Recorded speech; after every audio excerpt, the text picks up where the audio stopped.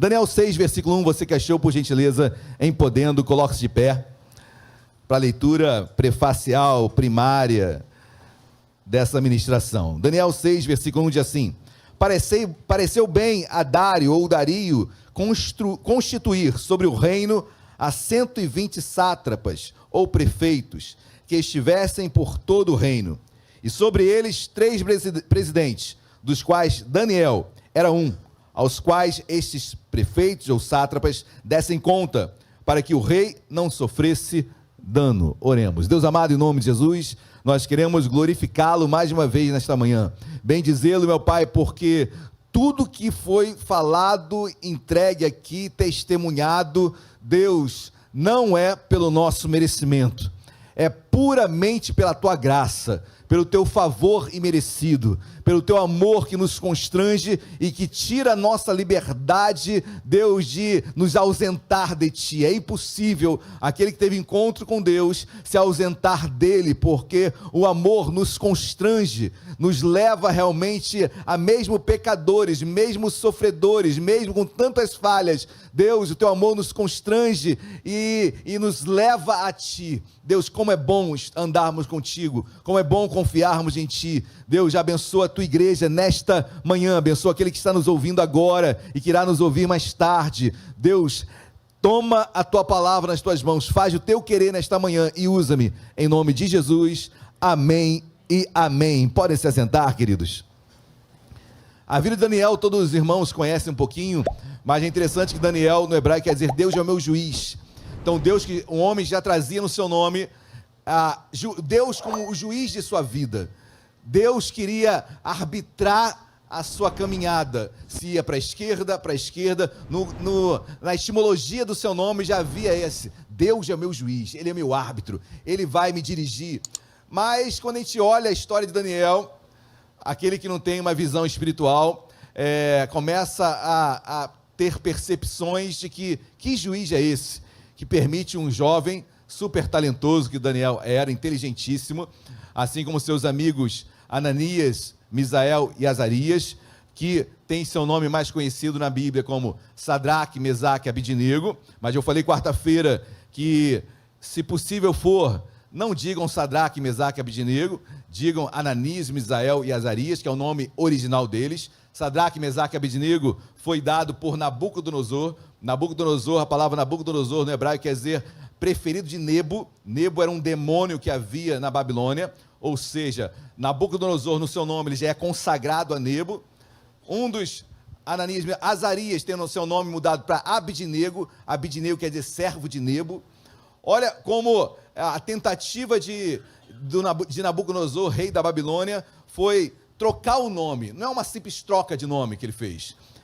O nome quer dizer identidade, quer mudar a raiz deles, quer mudar a razão deles, quer mudar a própria constituição deles, a identidade deles. Esse era o objetivo de Nabucodonosor em todo o tempo, E Daniel, que Deus é o meu juiz, como pode entender um direcionamento de Deus com tudo aquilo que estava acontecendo? Agora ele estava exilado na Babilônia, escravo na Babilônia, certo que na Babilônia era um tipo de exílio com uma liberdade maior, mas exilado ele era. Como acreditar que Deus era o juiz da vida dele, ele um homem exilado, agora seus amigos exilados, seus nomes trocados? Bom, queridos, às vezes não entendemos o meio da nossa caminhada, não entendemos realmente Deus como juiz de nossas vidas. Às vezes nós queremos arbitrar para onde irmos, mas Daniel, Ananias, Misael e Azarias eram 4 homens cascas grossas, queridos. Homens de Deus, homens que não negociavam com o inferno, homens que não negociavam com Nabucodonosor, homens fiéis. E Daniel foi exaltado, assim como os 3 amigos, de uma forma sobremaneira foram. Daniel se tornou governador dos prefeitos, um homem com status imenso. Ananias, Misael e Azarias também se tornaram homens de confiança de Daniel. Vamos dizer assim, que Ananias, Misael e Azarias seriam os secretários de fazenda, hoje em dia dizendo, porque eles eram responsáveis pelos negócios da província da Babilônia. Daniel, governador, o rei Nabucodonosor, Daniel, governador da província da Babilônia, e como chefe ou secretário de fazenda, Ananias, Misael e Azarias. Olha como o governo anda, Olha como o governo é abençoado, amém? Tem um Daniel como governador e cuidando da fazenda, 3 homens de Deus. E Daniel só prosperou, queridos. Só prosperou. Ananias, Misael e Azarias só prosperaram. Certo é que no capítulo 3 são jogados na fornalha 7 vezes mais quente, foram jogados ali, mas Deus estava com eles, Jesus estava com eles, e eles saíram da fornalha sem dano algum, Deus o exaltando novamente. Aí quando chegamos no capítulo 6, queridos, e agora já é um novo momento, mas já não é mais o império da Babilônia governando, mas é o império Medo-Persa, que hoje seria o Irã, o atual Irã, e um pouquinho mais acima. Então esse império Medo-Persa que governava, lembra-se que Ciro era o rei persa que libertou o povo de Jerusalém, da Babilônia, para voltar para Jerusalém. Então esse império era dividido, os medos e os persas. Capítulo 6, versículo 1 diz: pareceu bem a Dário. Dário era esse rei medo, tá bom? Constituir sobre o reino 120 sátrapas, prefeitos, que estivessem por todo o reino. E sobre eles 3 presidentes, dos quais Daniel era um, as quais esses sátrapas dessem conta para que o rei não sofresse dano. Tudo que os prefeitos tinham que fazer. Lembre-se, interessante agora, né? Daniel não é mais governador. Agora ele é um dos 3 presidentes. Então é um regime híbrido, né? Mudou o regime da Babilônia, agora o regime medo-persa tinha rei, tinha presidentes e tinha prefeitos. Ou seja, uma miscelânea que a gente não consegue entender muito segundo a nossa forma de governo que nós identificamos hoje no mundo global. Mas naquela época era essa mistura. Mas Daniel agora é presidente, um dos 3 presidentes. Olha como esse homem só cresce, queridos. Olha como Deus só exalta um homem no exílio. Interessante, para nós abrirmos um parênteses. Nessa época, o decreto para voltar para Jerusalém já tinha sido feito por Ciro. E a maioria do povo, principalmente Judá e Benjamim, voltaram para Jerusalém, para reconstruir Jerusalém. Daniel ficou. Daniel preferiu ficar. Deus estava usando ele no exílio. O natural do homem é voltar para Jerusalém, é voltar para o convívio dos seus amigos, para a sua casa. Mas Daniel prova, queridos, que em meio ao deserto, em meio ao exílio, em meio às dificuldades, Deus pode nos honrar. E Deus pode nos abençoar e nos usar como instrumentos de Deus para outras vidas. Em Jerusalém, Daniel seria mais um. Se ele voltasse, ele seria mais um.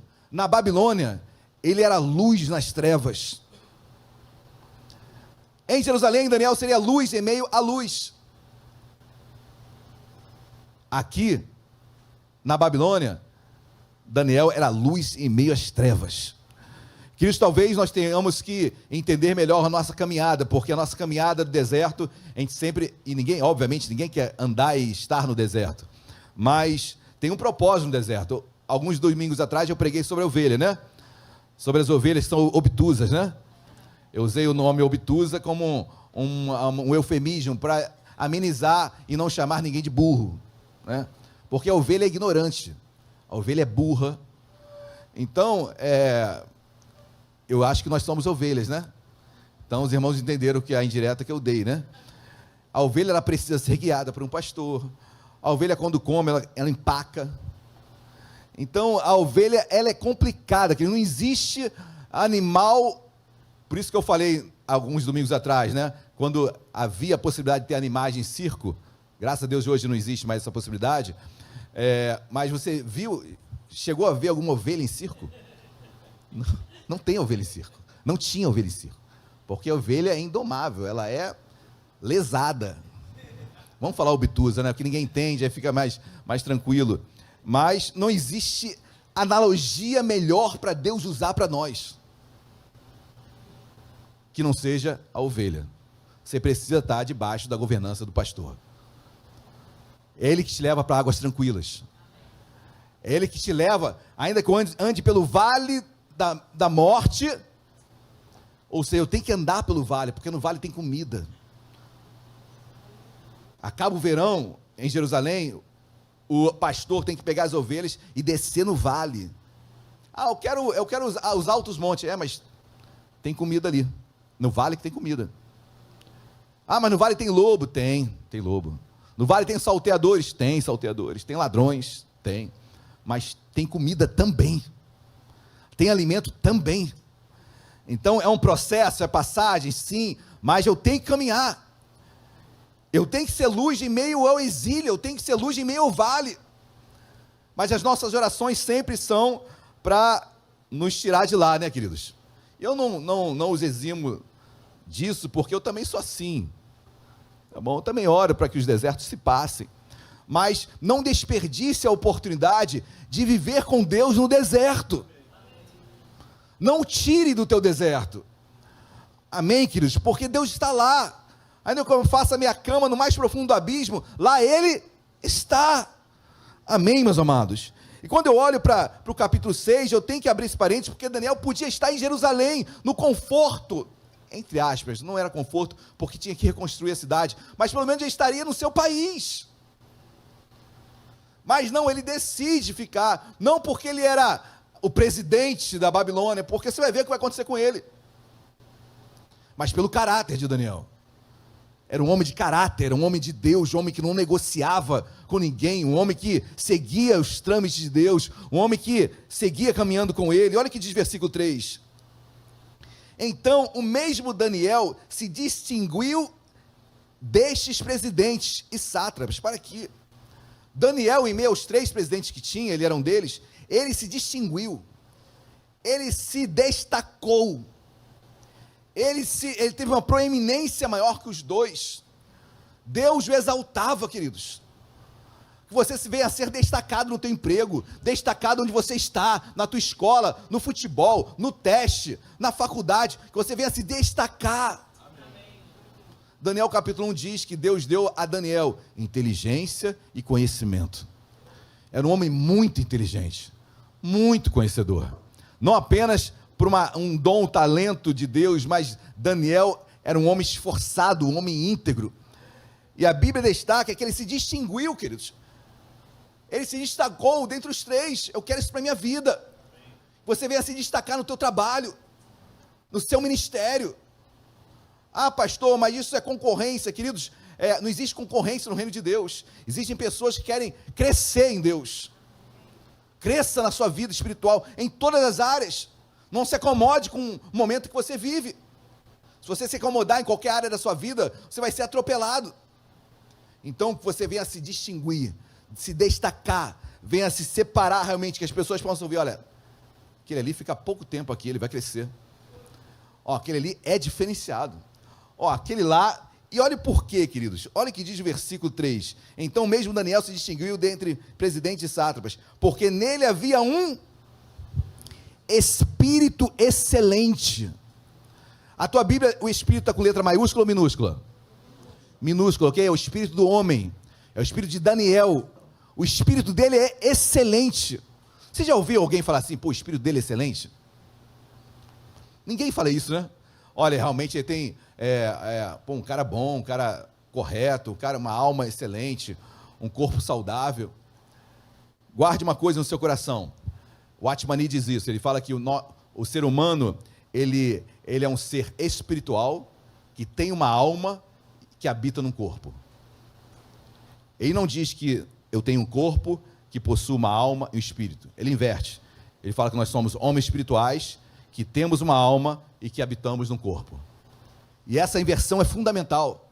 Você é um homem e uma mulher espiritual por essência. O teu espírito distingue. O teu espírito destaca você. Você pode ser muito bom, você pode ser caridoso, você pode ter uma alma, e na alma reside intelecto, volição, você pode ser muito inteligente, você pode ter boa vontade para ajudar todos. Mas o que nos define é o espírito. Você pode ter um corpo lindo, um corpo saudável, mas não o define. O que define é o espírito interessante, como Deus destaca. Olha, esse homem tem um espírito excelente. Querido, isso é muito forte. Deus não fala da posição da intelecto, não fala da... Tudo isso é importante, querido. Estude, seja o mais inteligente que você puder ser, seja o mais esforçado que você puder ser, cuide do seu corpo. Mas não foi isso que distinguiu Daniel em meio aos presidentes. Havia nele um espírito excelente. Eu quero ouvir isso de Deus. Olha, Alexandre, teu espírito é excelente. Amém. Mas é difícil, nos dias de hoje, a gente só olha alma e corpo. Mas Daniel tinha um espírito excelente, e que isso venha nos encher nesta manhã, amém? Pastor, o que é um espírito excelente? Um espírito que ama a palavra, um espírito que quer estar na casa de Deus, um espírito que quer ouvir as pregações, um espírito que perdoa, um espírito que dá a sua própria face, a outra face, um espírito que anda mais de 1 quilômetro, um espírito que perdoa. É esse espírito que habita em nós, é esse espírito que há em você, amém? E é o espírito que fala com o Espírito de Deus. O Espírito Santo não fala com a tua alma. Por quê, pastor? Porque tua alma, ela gosta de pecar. A tua alma é tua carne, ela gosta de pecar. Ela fala o teu espírito, aí teu espírito dá uma ordem para a tua alma obedecer. E essa é a guerra, né, de Gálatas capítulo 5, que a alma milita contra o espírito. Amém, meus amados? Glória a Deus. Vamos ler o versículo 3 ainda. Então o mesmo Daniel se distinguiu dentre os presidentes e sátrapas, porque nele havia um espírito excelente. E o rei, presta atenção nisso, e o rei, Dário, pensava em estabelecê-lo sobre todo. Ele era tão bom, queridos, o espírito dele é tão destacado dele, que o rei Dario, ele pensou, olha, eu penso em estabelecê-lo sobre todo o reino, ou seja, ele vai ser um presidente único, não preciso mais de 3, basta Daniel. O espírito dele é excelente, um homem correto, um homem fiel, um homem que não abre mão dos seus preceitos, dos seus princípios. E o rei começa a cogitar na sua mente, obviamente, ele agia também para que isso acontecesse. E quando o rei começa a cogitar, tanto na sua mente como nas suas atitudes, em colocar Daniel como o principal dos presidentes, o que acontece? Versículo 4. Então, os presidentes, entendo eu, os dois, além de Daniel, e os sátrapas, procuravam ocasião para acusar a inveja, queridos. Inveja pura. Quando você cresce, os invejosos se levantam. Inveja do inferno, né? Não existe inveja do céu, né, queridos? Misericórdia. Mas toda inveja é do inferno, né? Gálatas capítulo 5 diz que uma das obras da carne é a inveja. Então invejaram por quê? Porque ele se destacou. Esse espírito excelente destaca Daniel e começam a invejar Daniel, começam aqueles demais presidentes, sátrapas, prefeitos, começam a invejar ele. Obviamente, queridos, não estamos eximidos de inveja, mas contra o povo de Deus não vale encantamento. Toda arma forjada contra nós não prosperará. Toda língua que ousar contra ti em juízo, tu a condenarás. Deus não condena inveja contra ti, é você que condena. Toda língua que ousar contra ti em juízo, tu a condenarás. É você que tem que repreender. É você que não aceita. É você que diz, não, sou homem de Deus. É você que diz, eu vou ser curado. É você que diz, eu vou conseguir, eu vou passar no vestibular. É você que vai condenar palavras malditas de derrota sobre a sua vida. Não é Deus. Deus já te deu autoridade para isso. Você sabe o que é delegar? Deus já delegou a ti autoridade. Jesus não estava dormindo no barco? E aí acordaram Jesus. O que Jesus fala? Jesus acalma a tempestade. Depois o que Jesus fala? Homens de pequena? Porque eles que tinham que ter repreendido. A autoridade já foi delegada. Amém, meus amados? A autoridade já foi delegada para as nossas vidas. Mas começa a acusar Daniel. Interessante. É no que eles começam a acusar. Olha o que diz versículo 4. Eu estou tocando em situações que pouco se é pregado. Olha o que diz. Então os presidentes e os sátrapas procuravam ocasião para acusar Daniel a respeito do reino. Ou seja, a respeito da administração dele. Vão pegá-lo, ele deve roubar alguma coisa. É possível. Vamos pegar ele em alguma falcatrua. Vamos puxar a ficha dele. Alguma coisa ele tem de errado, não é possível. Em relação à administração do reino, ele deve falhar alguma coisa. A primeira coisa que tentaram acusar Daniel foi em relação ao seu dia a dia, sua postura, dia a dia na sua casa, no seu trabalho. Toma isso para a sua vida. Às vezes o inimigo das nossas almas nem precisa nos atacar na vida espiritual, porque como homens já perecemos e falhamos. Nem preciso tocar na vida espiritual dele, porque o natural dele já é péssimo. E foi aí que esses invejosos tentaram atacar Daniel. Olha, na administração do reino a gente vai pegar alguma coisa errada dele. Alguma coisa tem de errado. E aí, queridos, eu tenho que olhar para a minha vida. Eu tenho que olhar para quem eu sou no meu trabalho. Eu tenho que olhar para quem eu sou na minha faculdade. Estou entrando na faculdade. Queridos, faculdade não é bênção, amém? Mas a maioria das estatísticas diz que a maioria dos jovens se desviam na faculdade. Está repreendido isso no nome de Jesus, amém? Mas é um sinal que eu tenho que vigiar. Tem que vigiar. Amém? Vão vir acusações. O diabo vai se levantar, o inferno vai se levantar. Você vai ser tentado em várias coisas. Então vigia. Mantenha o seu procedimento de homem de Deus na igreja e fora dela. Daniel foi acusado em relação à administração do reino. Olha, ele não deve administrar bem. Alguma coisa ele deve errar aqui. Ah, não, imposto de renda ele deve sonegar. Ele não diz tudo que ele ganha. Não é possível. Vamos pegar ele aqui? Ah, mas nunca a Receita Federal me pegou. Mas você sabe que está errado. Você sabe que você não está declarando tudo. Ou seja, queridos, eu tenho que olhar para mim. Porque talvez porque foi a primeira acusação, talvez eu já caísse na primeira. Olha para a sua vida. Ah, não, mas ele cola na escola. Mas colar, que bobeira. Colar é pecado. Colar é trapacear. Ah, mas o que vão pensar de mim? Dane-se o que vão pensar de você. Converse desde já, não dou cola e ponto final. Quem quiser que estude. Mas você é meu amigo, por isso mesmo que eu não vou dar cola. Queridos, são coisas simples, mas que talvez você já perca na própria administração da tua vida, naquilo que é secular, naquilo que não precisa nem ser crente, para andar correto. É isso que o diabo estava acusando aqui Daniel, tentando acusá-lo naquilo que nem precisa ser crente para agir certo. É no dia a dia.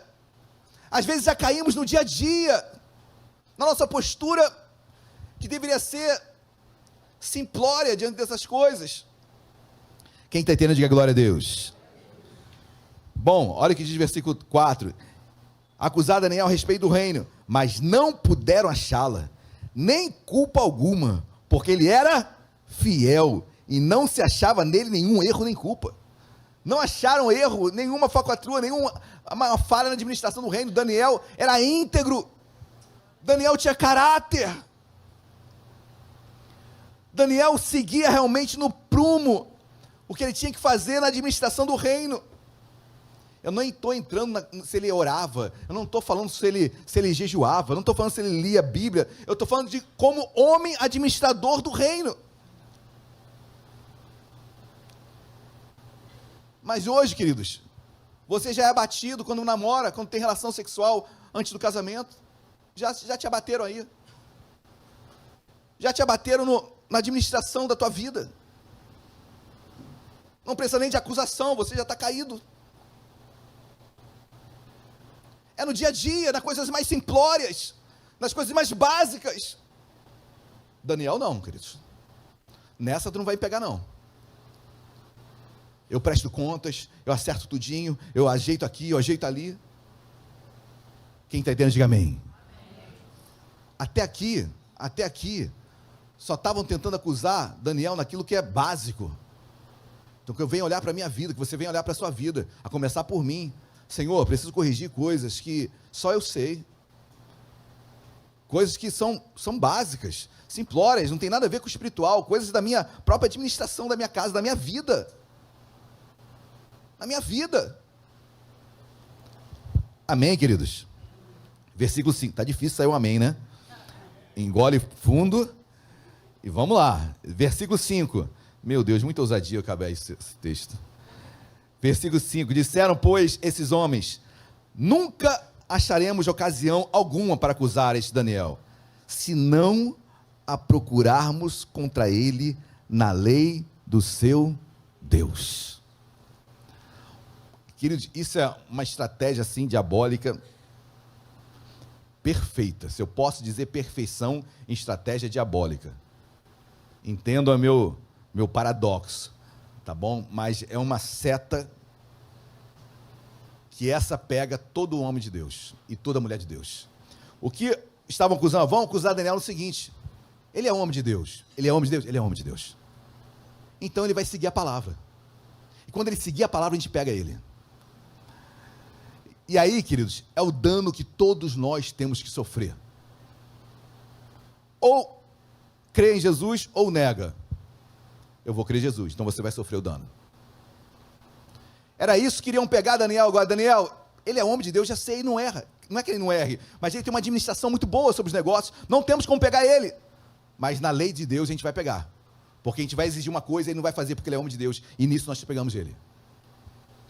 Você está preparado para isso? Porque missionários nos 4 cantos da terra, nos lugares mais inóspitos, nos lugares que hoje não se chama mais Janela 1040, mas nos lugares mais perseguidos, lugares mais perseguidos do Evangelho, as pessoas são levadas à morte para negar Jesus e não negam e morrem. Era isso que estava acontecendo com Daniel. Vamos acusar ele na lei de Deus, porque ele vai seguir a palavra, e quando ele seguir a palavra, a gente pega ele. E os irmãos sabem o que Daniel fez, ou melhor, o que Dário fez, influenciado pelos invejosos. Dário faz um decreto, e nesse decreto fala, olha, a partir de hoje, todo mundo tem que orar apenas para o rei Dário. É o chamado culto ao imperador, né? Que havia muito em Roma, e aqui também no Medo Persa. Todos homem que reside na Babilônia tem que orar apenas para o rei Dário. Decreto é feito, editado, publicado. Quem não fizer isso, morre. Olha como os invejosos arquitetaram uma forma perfeita para pregar o homem de Deus. Pensar que pega o homem de Deus, né? Porque, queridos, Deus sempre te honra quando você se mantém firme na palavra. Pensavam eles que queriam destruir Daniel. Olha o que diz o versículo 10. Deixa eu pular aqui. Daniel, pois, quando soube que a escritura estava assinada, ou seja, que o decreto tinha sido publicado e assinado, entrou em casa, tranquilão, em cima, no seu quarto, onde havia janelas fechadas, é isso? Janelas abertas do lado de Jerusalém, porque todo judeu ora 3 vezes ao dia, olhando para Jerusalém. Então ele sobe, abre as janelas do seu quarto, lá no andar superior, 3 vezes por dia, se punha de joelhos, e orava, e dava graças diante do seu Deus, como costumava, Daniel, como costumava fazer todo dia. Não tinha decreto ainda, ele ia lá no quarto superior, dobrava o joelho, abria as janelas, para todo mundo ver, Jerusalém para lá, vou orar, 3 vezes ao dia. Saiu o decreto, quem fizer isso agora morre. O que Daniel faz? Subiu no 2º andar, abriu janela para todo mundo ver, dobrou o joelho, continuou orando para Jerusalém, como costumava. Ele não mudou os seus costumes por causa de um decreto que era contra a palavra de Deus. Ele manteve a sua postura de homem e de mulher de Deus, como costumava fazer. Como costumo fazer, venho para a igreja doente. Como costumo fazer, vou para a igreja brigado com a minha esposa. Como costumo fazer, vou para a igreja brigado com meu marido. Como costumo fazer, vou para a igreja desempregado. Como costumo fazer. Não é o decreto, não são as circunstâncias que vão mudar a minha forma costumeira de agir com Deus. Quem está entendendo, diga glória a Deus. Mexeram com o homem errado, queridos. Estavam desafiando Deus. Você possa olhar para a sua vida, olha, na minha vida não. Na minha vida não. Deus vai me honrar, porque Daniel agiu como se não tivesse acontecendo nada. E continua. Olha que diz versículo 11. Então aqueles homens foram juntos e tendo achado Daniel orar, claro, e a suplicar diante do seu Deus. Bom, aí diz todos os versículos, eles foram e acusaram, foram até o rei, olha, Daniel não está seguindo o decreto. Óbvio que ele não ia seguir. Por isso que eu falei, é a acusação que pega crente.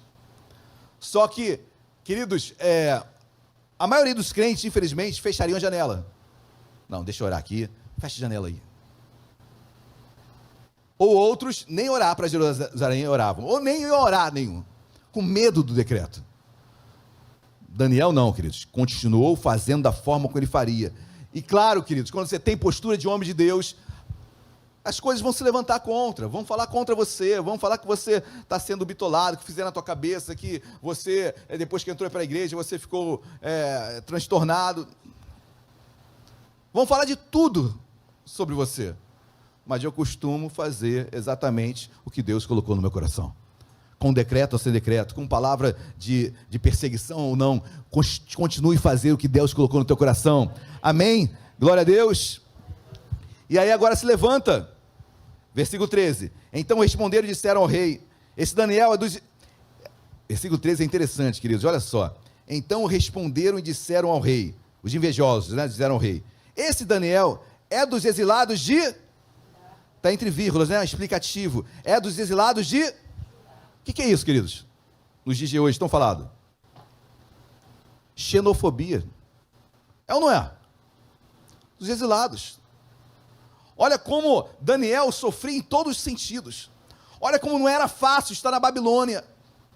Ele não escolheu ficar na Babilônia porque ele era o presidente.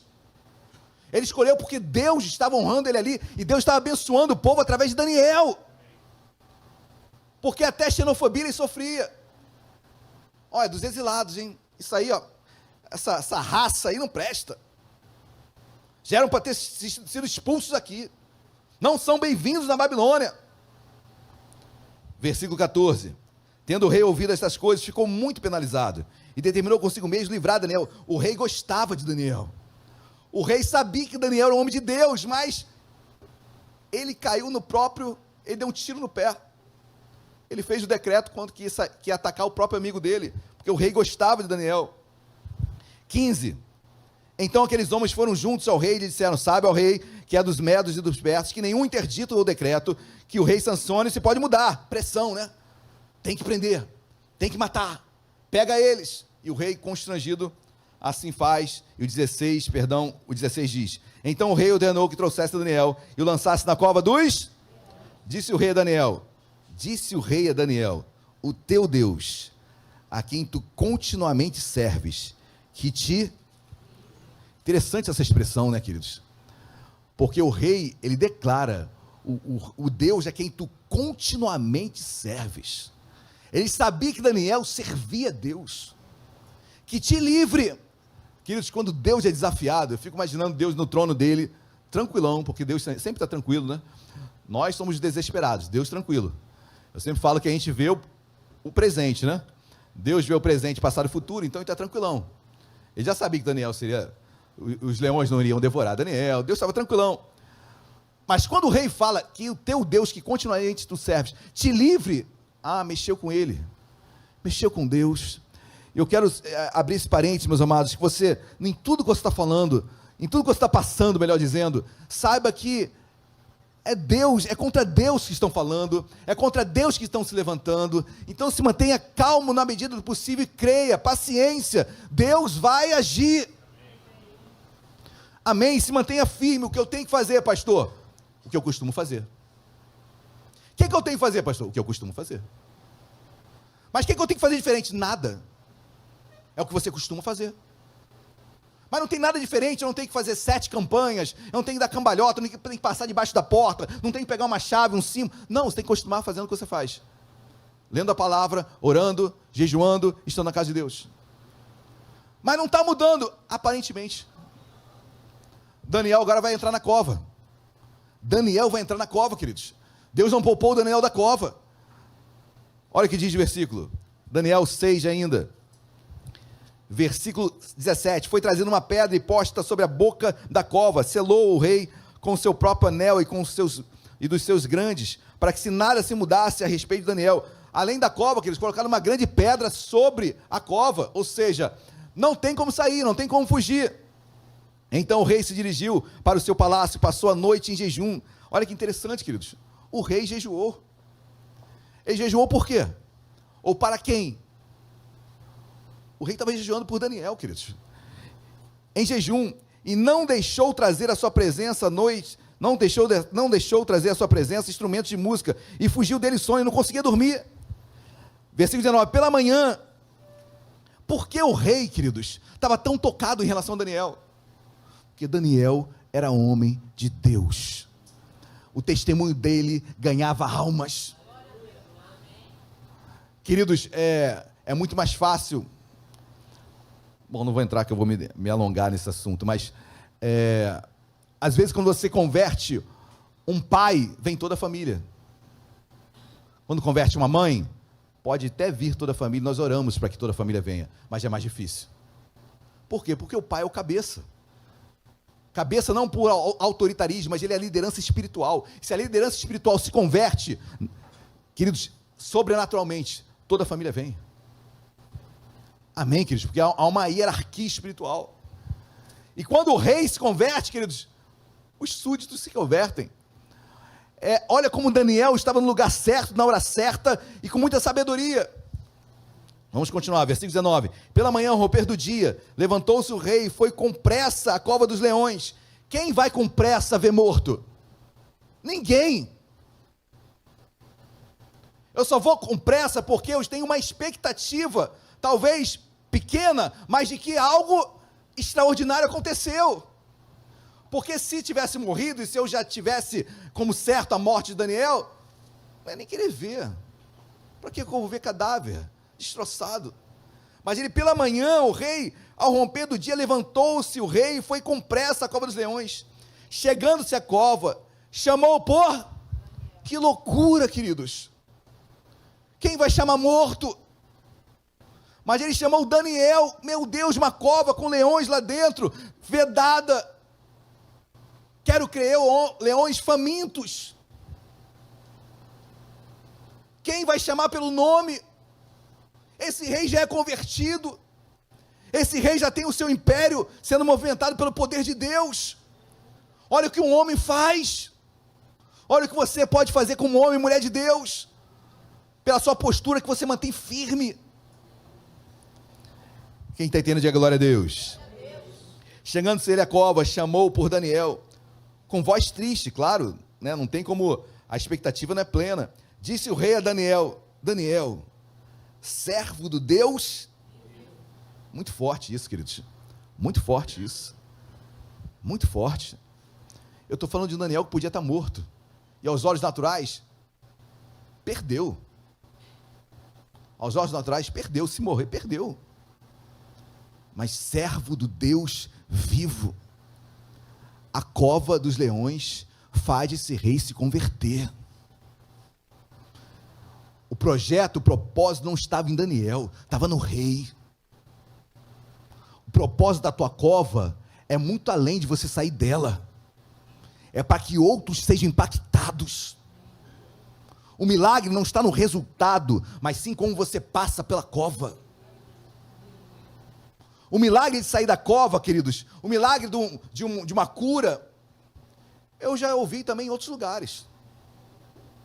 Mas o milagre está em como eu passo por ela, como eu passo pelo processo. Se eu passo servindo a Deus, costumando fazer o que eu fazia. Estou passando pelo processo como? Como de costume. Mas você não fez nada diferente, não. Vou para a igreja, eu oro, busco a Deus, leio a palavra, jejuo. Não é possível só isso. Eu costumo fazer o que eu sempre faço. Pô, mas as coisas estão ruins, eu sei, mas eu costumo fazer. E agora, as coisas estão boas, melhor. Eu continuo fazendo o que eu costumava fazer. Amém, meus amados? Não mudou. E esse homem fala: Deus vivo, dar-se-ei o caso que o teu Deus, a quem tu continuamente serves, tenha podido livrar-te dos leões. Eu fico imaginando, esse diálogo é lindo, né, queridos? Diálogo não, na verdade é um monólogo, né? Até então é um monólogo. Mas assim, conversa de maluco, queridos. Conversa de maluco. Você está conversando com uma cova. É você olhar para o laudo e falar: coisa de maluco. Ah, mas eu estou vendo aqui nas entrelinhas que tem cura. Coisa de maluco. Olha, eu estou vendo aquele teste ali que, olha, eu vou entrar naquele time, que a Ana chamou daquele time, eu chamo do melhor time do mundo, né? Então, talvez se saísse da boca do Arthur, aí é o maior milagre. Talvez não seja nem um milagre, nem ele entrar no Flamengo, mas ele falar isso da boca dele. Mas, queridos, até então um monólogo de louco. Mas Deus ama esses loucos que conversa com aparentemente morto. E aí o versículo 21 diz: então Daniel falou ao rei: ó rei, vive eternamente, o meu Deus enviou o seu anjo, tipificando, apontando para Cristo, e fechou a boca dos leões, para que não me fizesse dano, porque foi achada em mim inocência diante dele. Foi achada em Daniel inocência. Olha, o leão não toca, não abre a boca, vedada está a boca dos leões, porque foi achada inocência. Pastor, quem é inocente aqui? Ninguém, queridos. Mas em Cristo eu me torno inocente. Pelos meus méritos, não há nenhum inocente aqui. Todos nós somos culpados, sentenciados. Todos pecaram e carecem da glória de Deus, Romanos diz. Mas quando eu olho para a cruz, eu vejo inocente. Preço pago, sentença paga, alguém morreu no meu lugar, alguém pagou aquilo que eu deveria pagar, morreu no meu lugar, eu sou inocente, livre. Você é livre, querido, você é inocente. Não pelos seus atributos, pelos seus valores, mas pelo que Cristo fez na sua vida. Então toma posse disso. Senhor, não aceito, Senhor, em nome de Jesus, age. Senhor, veda a boca dos leões, estão tentando tirar minha paz, minha paciência. Versículo 24, ordenou o rei, e foram trazidos aqueles homens que tinham acusado a Daniel, e foram lançados na cova dos leões. Aqueles que invejaram, vão para a cova, eles, seus filhos e suas mulheres, e ainda não tinham chegado ao fundo da cova, e já os leões se apoderaram deles, e lhes esmigalharam todos os ossos. Aqueles que os invejaram, pereceram. Queridos, nós não oramos para ninguém perecer, amém? Mas eu sei que a lei do plantio e da colheita é certa. O que plantarem vão colher. Se plantaram inveja, vão colher o fruto da própria inveja sobre as suas vidas. Aqui tem a prova que os leões não estavam alimentados. Alguns dizem, mas o alemão vai ver que o leão estava saciado a sua fome, por isso que não devorou Daniel. Esmigalharam até os ossos daqueles invejosos. Versículo 25 para encerrar. Então o rei Dario, que escreveu aos povos, nações e homens de todas as línguas que habitavam em toda a terra, paz vos seja multiplicada, faça um decreto pelo qual, em todo o domínio do meu reino, os homens tremam e temam perante o Deus de Daniel, porque ele é Deus vivo e que permanece para sempre. O seu reino será destruído e o seu domínio não terá fim. Ele livra e salva, e faz sinais e maravilhas no céu e na terra. Foi ele quem livrou a Daniel do poder dos leões. Há um decreto no mundo espiritual, meu amado, de liberdade, de cura, de prosperidade sobre a sua vida. O mesmo instrumento que veio para o amaldiçoado, um decreto, Deus reverte. Pelo que eu entendo um pouquinho de direito, queridos, um decreto só é revogado por outro decreto. E aí o rei usa um outro decreto para revogar o seu decreto. Assim Deus faz. Se decretaram algo na sua vida contrário, amaldiçoado, Deus levanta a boca dele e diz totalmente: eu transformo maldição em bênção. Você vai vencer, você vai prosperar, você vai crescer nessa terra. Amém, queridos?